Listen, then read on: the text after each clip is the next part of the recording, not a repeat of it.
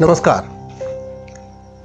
अपने दादा समुद्रगुप्त व पिता चंद्रगुप्त द्वारा स्थापित विशाल साम्राज्य के उत्तराधिकारी कुमारगुप्त को कोई विशेष पुरुषार्थ का प्रदर्शन नहीं करना पड़ा।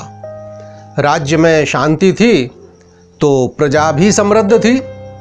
अपने 43 वर्ष के शासनकाल में कुमारगुप्त ने अश्वमेध यज्ञ किया और पुष्यमित्रों से उन्हें युद्ध करना पड़ा। सामंतों की मदद से उनका साम्राज्य व्यवस्थित रहा, किंतु कुमारगुप्त की मृत्यु के बाद बड़े पुत्र पुरगुप्त का शासन प्रारंभ होते ही गुप्तों का बंगाल से सौराष्ट्र तक का एक छत्र शासन ढहने लगा। हूणों का आक्रमण हुआ, साथ ही आंतरिक सत्ता संघर्ष भी चला।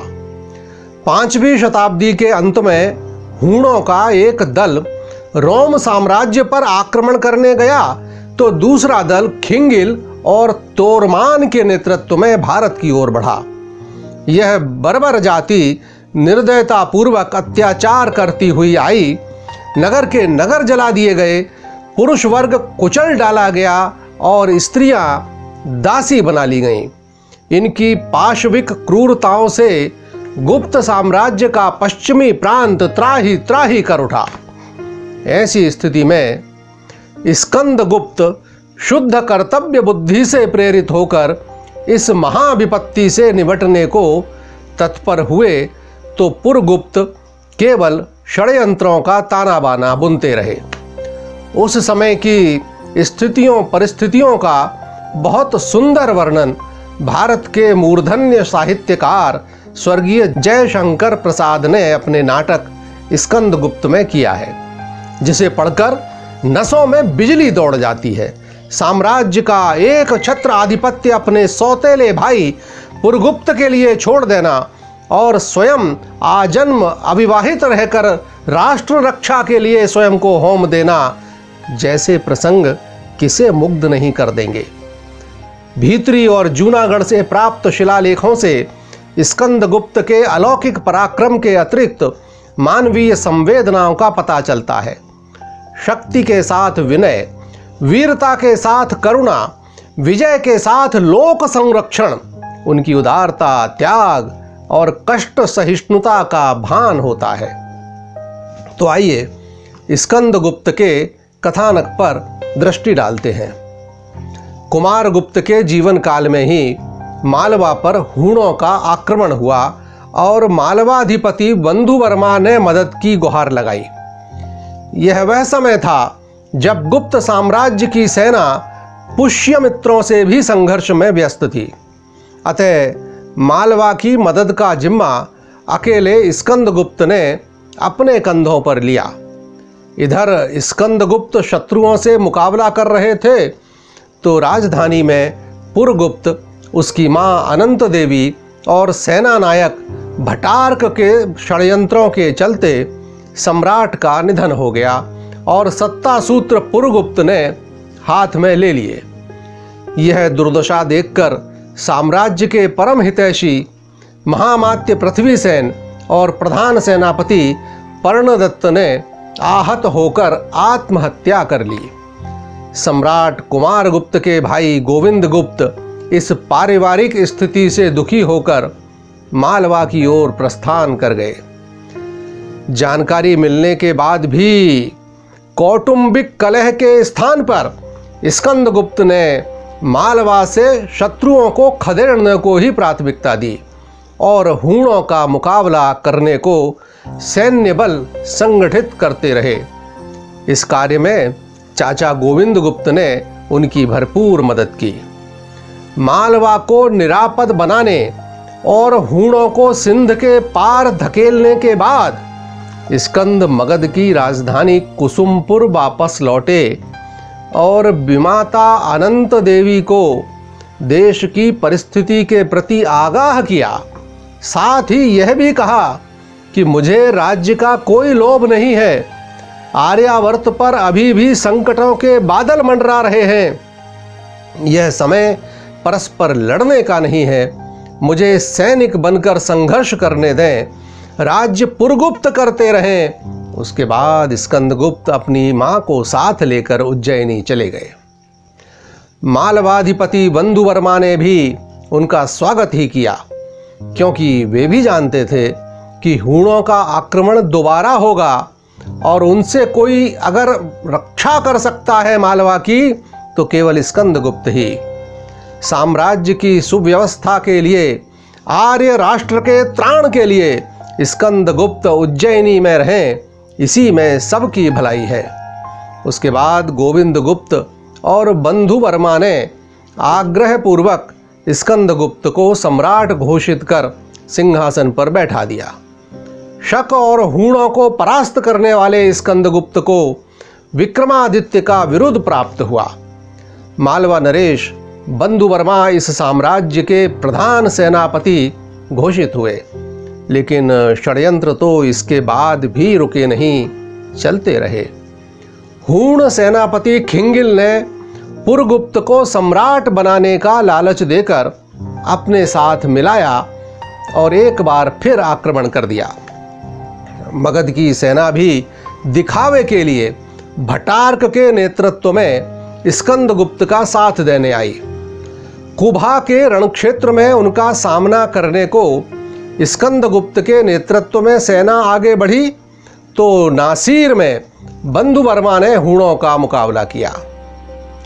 योजनाबद्ध रूप से भटार्क ने हूणों का तो मार्गदर्शन किया ही, और कुभा नदी पर बना बांध भी ठीक उस समय तोड़ दिया जब सेना सहित स्कंद नदी पार कर रहे थे।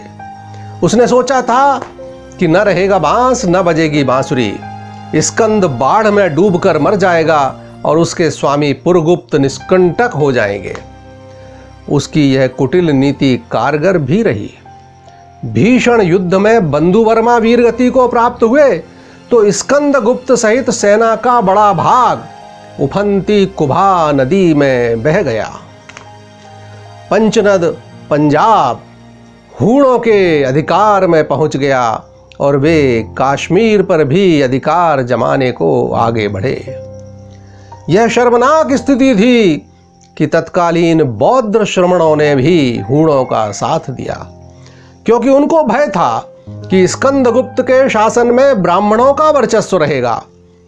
उधर किसी प्रकार तैरकर स्कंदगुप्त किनारे पर आए तो उन्हें देखते ही हूणों के अत्याचारों से त्रस्त जन समुदाय ने उन्हें सर माथे लिया।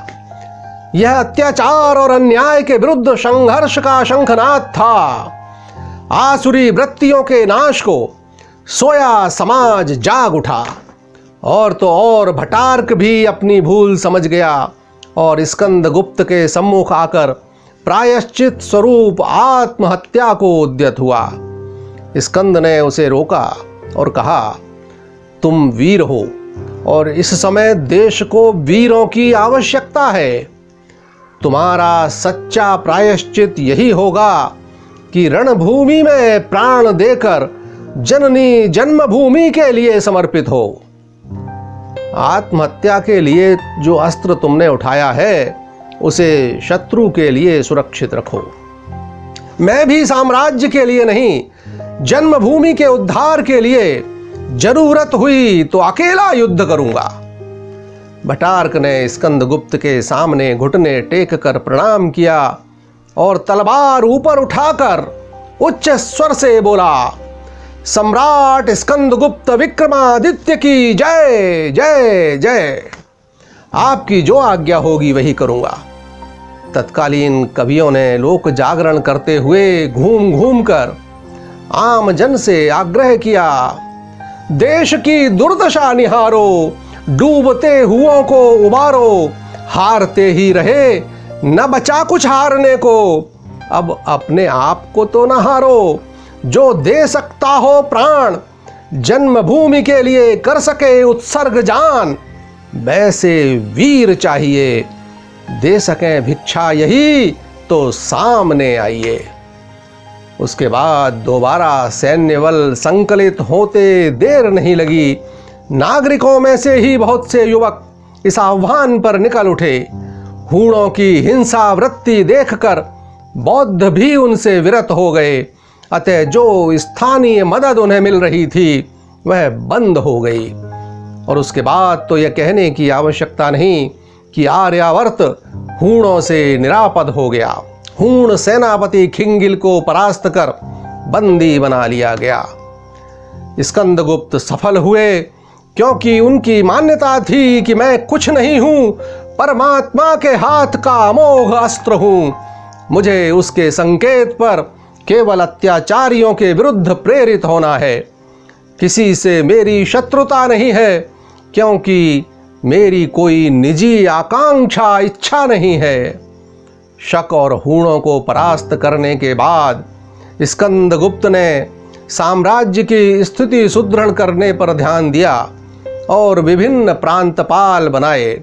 सौराष्ट्र के गिरनार में बनी सुदर्शन झील आज भी स्कंदगुप्त का यशगान करती है। संभवतः भारत की रक्षा करते करते किसी युद्ध में ही 467 ईस्वी में उन्होंने वीर गति पाई।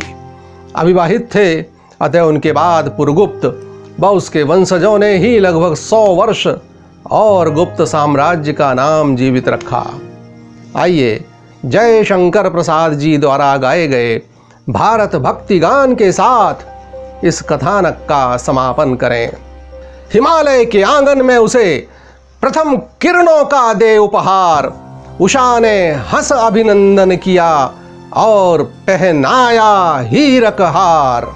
जगे हम लगे जगाने विश्व, लोक में फैला फिर आलोक। व्योम तम पुंज हुआ तब नष्ट, अखिल संस्कृति हो उठी अशोक।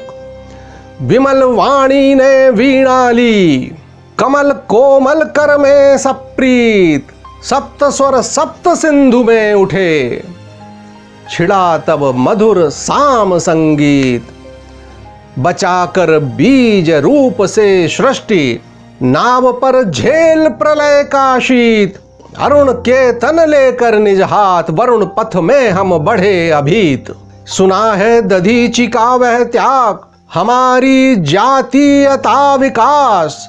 पुरंदर ने पवि से है लिखा, अस्थि युग का मेरा इतिहास। सिंधु सा विस्तृत और अथाह, एक निर्वासित का उत्साह। दे रही अभी दिखाई भग्न, मग्न रत्नाकर में वह राह। धर्म का ले लेकर जो नाम, हुआ करती बलि कर दी बंद। हम ही ने दिया शांति संदेश, सुखी होते देकर आनंद। विजय केवल लोहे की नहीं, धर्म की रही धरा पर धूम। भिक्षु होकर रहते सम्राट, दया दिखलाते घर घर घूम। यवन को दिया दया का दान, चीन को मिली धर्म की दृष्टि। मिला था स्वर्ण भूमि को रत्न, शील की सिंहल को भी सृष्टि। किसी का हमने छीना नहीं, प्रकृति का रहा पालना यहीं। हमारी जन्म भूमि थी यहीं, कहीं से हम आए थे नहीं। जातियों का उत्थान पतन, आंधिया झड़ी प्रचंड समीर। खड़े देखा झेला हंसते, प्रलय में पैदा हुए हम वीर। चरित थे पूत भुजा में शक्ति, नम्रता रही सदा संपन्न। हृदय के गौरव में था गर्व, किसी को देख न सके विपन्न। हमारे संचय में था दान, अतिथि थे सदा हमारे देव। वचन में सत्य, हृदय में तेज, प्रतिज्ञा में रहती थी टेव। वही है रक्त, वही है देश, वही साहस है वैसा ज्ञान। वही है शांति, वही है शक्ति, वही हम दिव्य आर्य संतान। जिए तो सदा उसी के लिए, यही अभिमान रहे यह हर्ष। निछावर कर दे हम सर्वस्व, हमारा प्यारा भारतवर्ष, हमारा प्यारा भारतवर्ष। नमस्कार।